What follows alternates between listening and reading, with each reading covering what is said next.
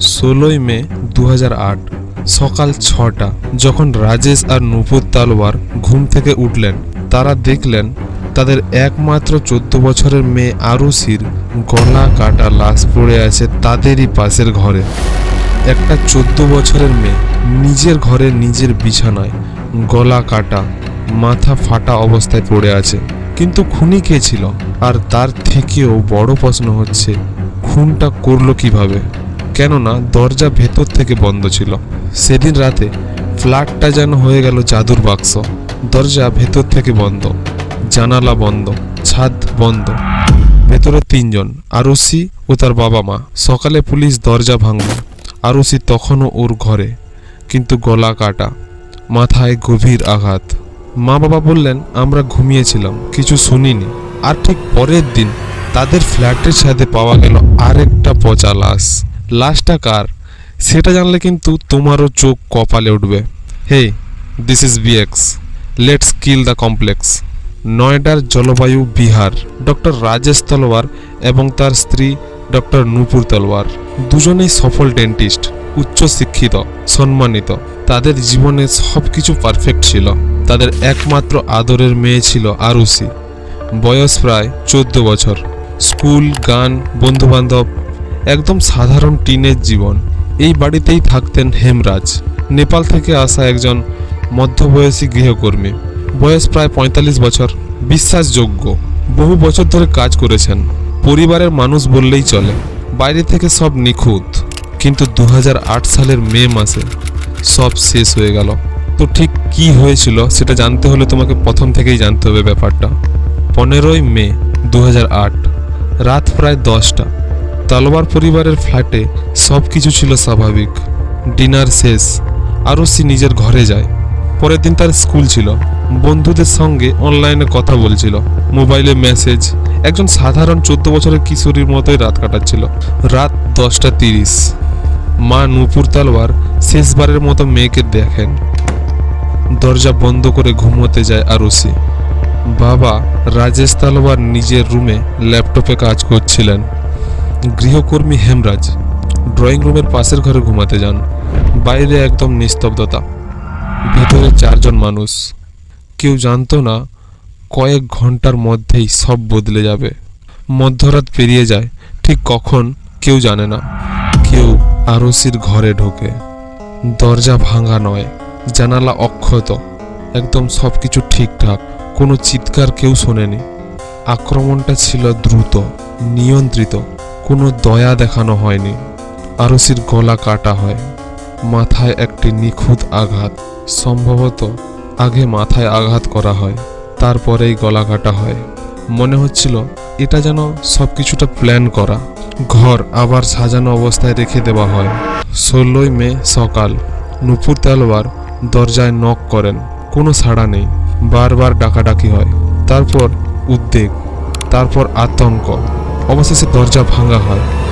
আর দরজা ভাঙার পর ঘরের দৃশ্য দেখে সবাই স্তব্ধ হয়ে যায়। বিছানার পাশেই পড়ে আছে আরুষি, রক্ত জমে গেছে। এসি চলছে, ঘর ঠান্ডা। কেউ যেন সময় থামিয়ে দিয়েছিল।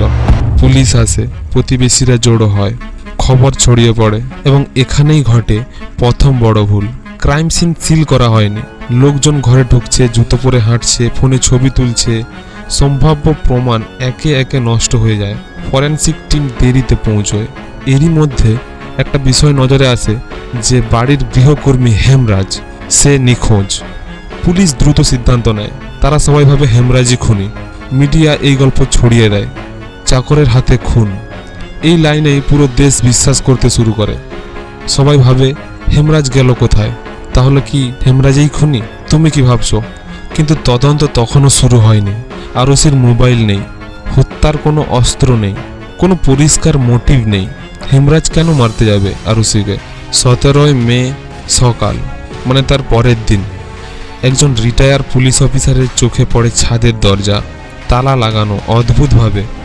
আগের দিন কেউ ছাদে ওঠেনি। তালা ভাঙা হয়। আর তারপর তারা সবাই যা দেখতে পায় সেটা দেখার জন্য কেউই প্রস্তুত ছিল না। সেখানে একজনের পচা লাশ, হেমরাজ, মাথায় আঘাত, গলা কাটা, ঠিক একইভাবে যেমনটা আরুষির ছিল।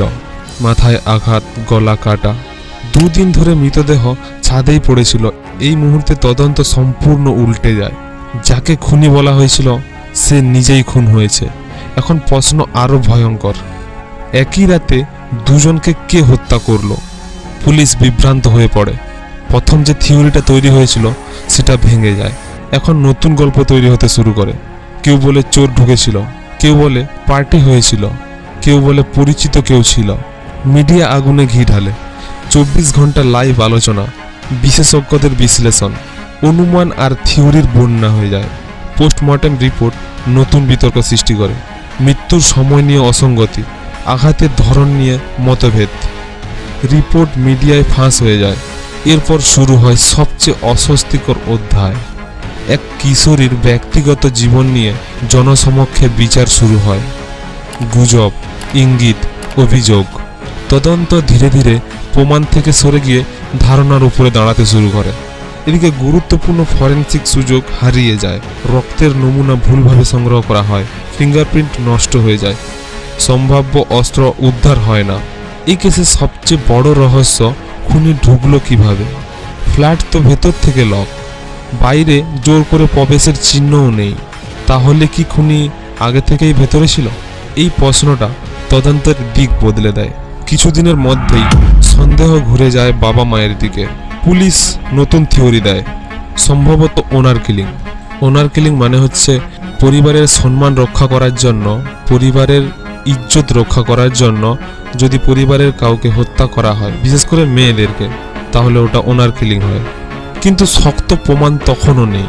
দেশ জুড়ে বিতর্ক ছড়ায়। একদিকে শোকাহত পরিবার, অন্যদিকে ক্যামেরা, প্রশ্ন আর সন্দেহ। তদন্ত একাধিক সংস্থার হাতে যায়, স্থানীয় পুলিশ, তারপর সিবিআই। প্রতিটি তদন্ত আগের সিদ্ধান্তকে চ্যালেঞ্জ করে। কেউ নিশ্চিত নয় সেই রাতে আসলে কি ঘটেছিল, কে প্রথম আঘাত করেছিল, কেন দুজনকে হত্যা করা হলো, কেন এত প্রমাণ হারিয়ে গেল। সবচেয়ে ভয়ের বিষয়, পুরো ঘটনাটা যেন নীরবতার মধ্যে ঘটেছিল। কেউ কিচ্ছু শোনেনি। নীরবতা যেন এই কেসের একমাত্র সাক্ষী।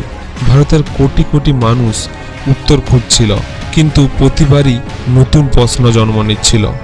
ধীরে ধীরে পরিষ্কার হতে থাকে, এই কেসটা শুধু একটা হত্যাকাণ্ড নয়, এটা হয়ে উঠেছে তদন্তের বিভ্রান্তি, ভুল সিদ্ধান্ত এবং জনমতের চাপের গল্প। আর এখান থেকেই শুরু হয় আসল অন্ধকার অধ্যায়, তদন্তের ভুল। পুলিশ ভেবেছিল তারা কেসটা বুঝে ফেলেছে, কিন্তু আসলে তারা শুরু থেকেই ভুল পথে হাঁটছিল। আরুষির ঘর তখন আর ক্রাইম সিন নয়, সেটা যেন হয়ে গেছে মানুষের ভিড়ের জায়গা। প্রতিবেশী, বন্ধু, মিডিয়া, পুলিশ সবাই ঢুকছে, সবাই দেখছে। কেউ জানতো না প্রতিটি পদক্ষেপে সত্যটা মুছে যাচ্ছে। ফরেনসিক টিম পৌঁছতে দেরি হয়। এর মধ্যে মেঝে পরিষ্কার করা হয়েছে, বিছানার চাদর সরানো হয়েছে, সম্ভাব্য প্রমাণ নষ্ট হয়ে গেছে। একজন তদন্তকারী পরে বলেছিলেন ক্রাইম সিন তখন আর ক্রাইম সিন ছিল না। কিন্তু ভুল এখানেই শেষ নয়। পুলিশ প্রথম দিনই সিদ্ধান্ত নিয়ে ফেলে যে খুনি হেমরাজ, প্রমাণ ছাড়াই। তদন্ত শুরু হওয়ার আগেই গল্প তৈরি হয়ে যায়।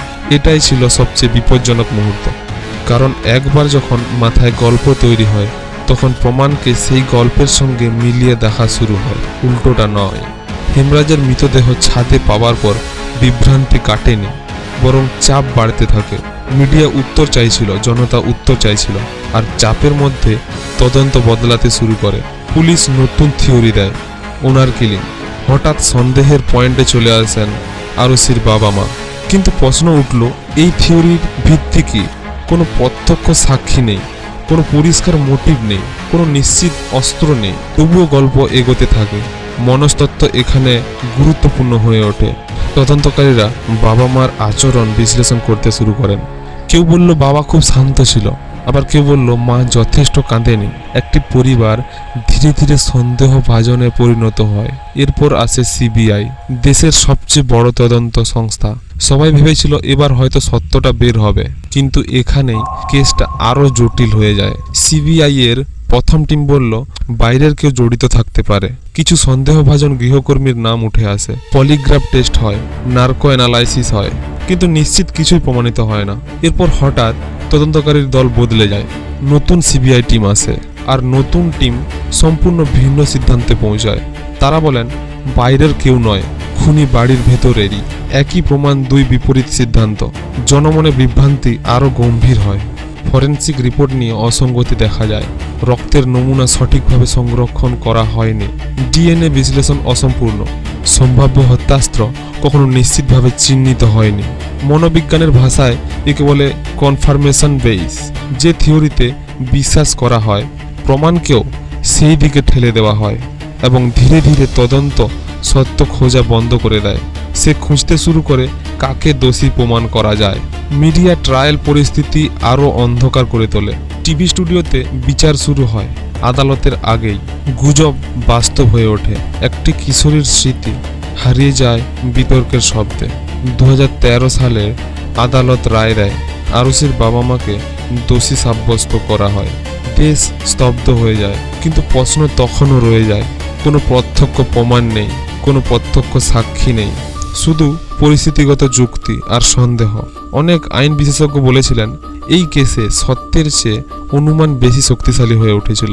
মনস্তাত্ত্বিকভাবে এটা একটি অদ্ভুত ঘটনা। মানুষ উত্তর চাইছিল, আর যখন উত্তর পাওয়া যায় না, মস্তিষ্ক নিজে থেকেই গল্প তৈরি করে নেয়। এই কেসে ঠিক এটাই হয়েছিল। 2017 সাল এলাহাবাদ হাইকোর্ট বহু বছরের বিতর্ক, অভিযোগ আর জনমতের ঝড়ের পর আদালত এক সিদ্ধান্ত ঘোষণা করে, আরুষি তলওয়ারের বাবা মা মুক্ত, প্রমাণ অপর্যাপ্ত। আদালত জানায় তদন্তের গুরুতর ত্রুটি ছিল, অনুমানের উপরে দাঁড়িয়ে কাউকে দোষী করা যায় না। হঠাৎ করে পুরো দেশের বিশ্বাস নড়ে যায়। যাদের খুনি ভাবা হয়েছিল তারা আইনের চোখে নির্দোষ।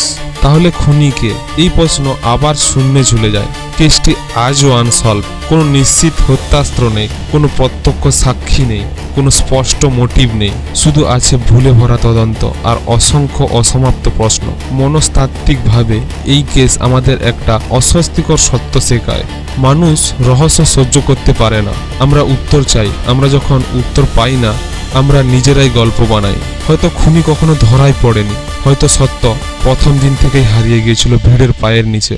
ভাবুন তো, যদি ক্রাইম সিন ঠিকভাবে সিল করা হতো, যদি প্রথম দিনই ছাদটা খোঁজা হতো, যদি অনুমানের বদলে প্রমাণ অনুসরণ করা হতো, তাহলে হয়তো গল্পটা আলাদা হতো। আরুষি তলওয়ার কেস শুধু একটি হত্যাকাণ্ড নয়, এটা দেখায় কখনো কখনো সত্য খুনির হাতে নয়, ভুল সিদ্ধান্তের হাতেই মারা যায়। আজও সেই রাত নীরব, একটি বন্ধ দরজা, দুটি মৃতদেহ, আর এমন একটি রহস্য যার উত্তর হয়তো আমাদের সামনেই ছিল, কিন্তু আমরা কি সত্যিই তা দেখতে চেয়েছিলাম? যদি এই গল্প তোমাকে ভাবতে বাধ্য করে, তাহলে ভিডিওটি একটা লাইক করো, চ্যানেলটি সাবস্ক্রাইব করো, কারণ পরের গল্প হয়তো আরো অন্ধকার। তুমি কি ভাবছো পরিবারের মানুষ পরিবারকে খুন করতে পারে না? তাহলে তুমি ভুল ভাবছো। তুমি এই ভিডিওটা দেখো, তাহলে তুমি বুঝতে পারবে যে পরিবারের মধ্যেই কখনো কখনো শত্রু তৈরি হয়। দেখা হচ্ছে ওখানেই। বাই।